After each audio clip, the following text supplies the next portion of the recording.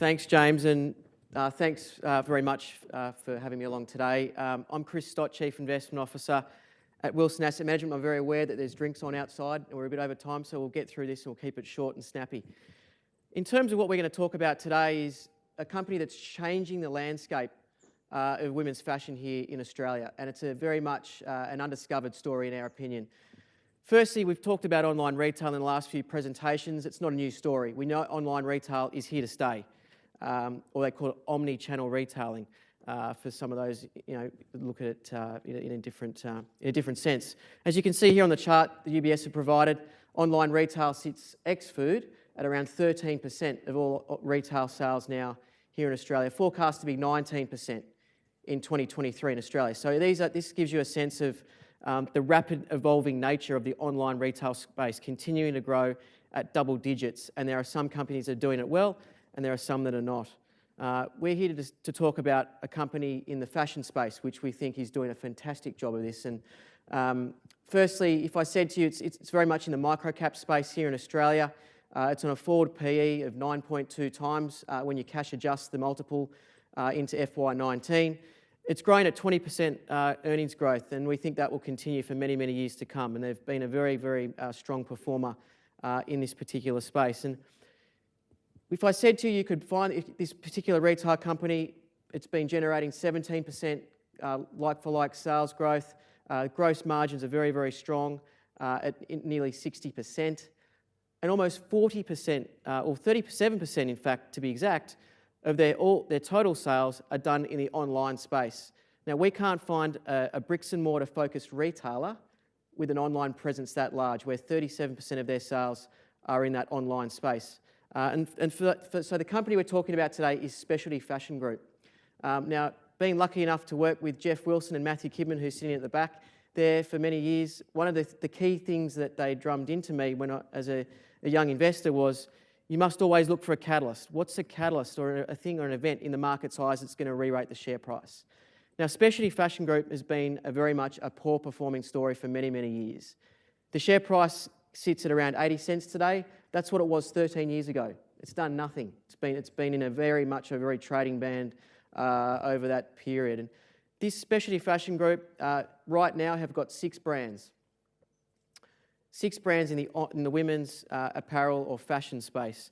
5 of those brands, and we talk about a catalyst, 5 of those brands have just been agreed to be sold to Noni B, another competitor, a listed retail competitor, for $31 million.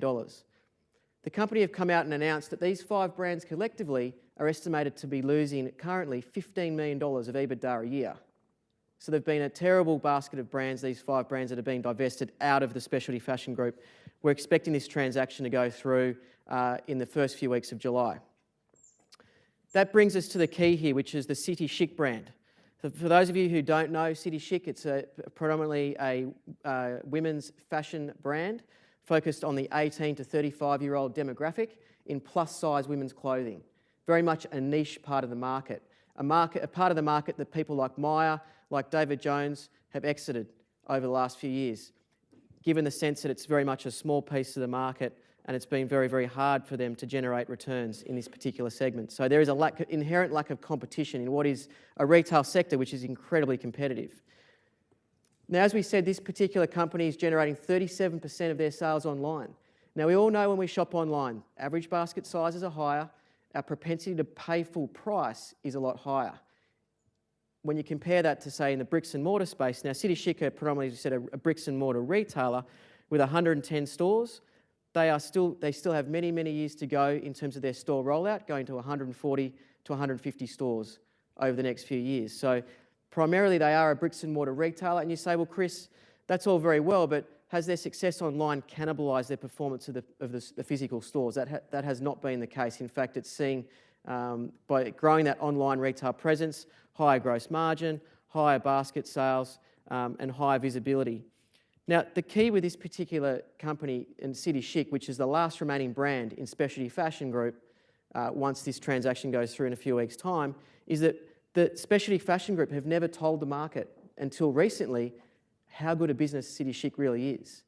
And these particular numbers here would argue, compare it to, say, Lovisa, which trades at a north of a 20 times multiple, very, very similar numbers, be gross margin, like-for-like sales. Arguably, City Chic delivers better, but you're paying less than half the price compared to, say, Lovisa. So we think that as the market continues to discover this particular story, now that specialty fashion have come out and announced what City Chic actually earns, we think that the market can re-rate the stock over time. And certainly it's been very much an unloved, forgotten about stock for many, many years. And we think that now that the City Chic numbers are out there in the market, that people can now re-engage with the company.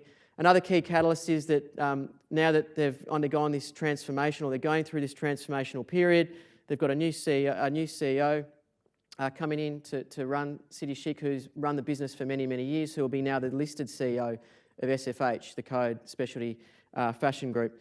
Now, they've come out and talked about FY18 guidance there of $19 to $20 million. Our forecasts over the next couple of years have the company earning $25 million quite easily of net EBITDA. We think that net cash on the balance sheet certainly provides more opportunities to grow this business globally. They've established wholesale relationships in the US with people like Macy's, with Nordstrom, to sell the City Chic product across their network of stores, particularly in the US. So the opportunity to grow this brand not only domestically but globally over the medium to longer term really does look attractive to us. So we think that City Chic, in terms of a pure play bricks and mortar retail company, has certainly got one of the strongest growth characteristics in the market that we can find. It's an undiscovered story with a really strong management team, a good balance sheet, and certainly growing at very, very fast levels that we certainly cannot see in what we are in this anemic retail environment where we're experiencing this low level of growth. Now you might say, well, in the online space you've got Amazon, which has certainly come into the market very, very softly, as you know, in Australia. And there was that hyped entry of Amazon in particular late last year when they launched, in terms of changing the whole landscape of the retail sector here in Australia. Amazon have had a very, very slow start to life here in Australia. They will ramp up, and they continue to ramp up. But we think that for companies like Specialty Fashion Group or City Chic, where they've got very much a niche part of the market with an inherent lack of competition, there's certainly opportunity for them to grow, we think, over the medium to longer term. So in essence, just to wrap up, we've put our money where our mouth is at Wilson Asset Management. We've got 9% of the company. We've been recent buyers of the company. We think the share price can more than double over the next 1 to 2 years, and we think that's one of the most attractive stocks in the Australian microcap universe today. So thank you very much.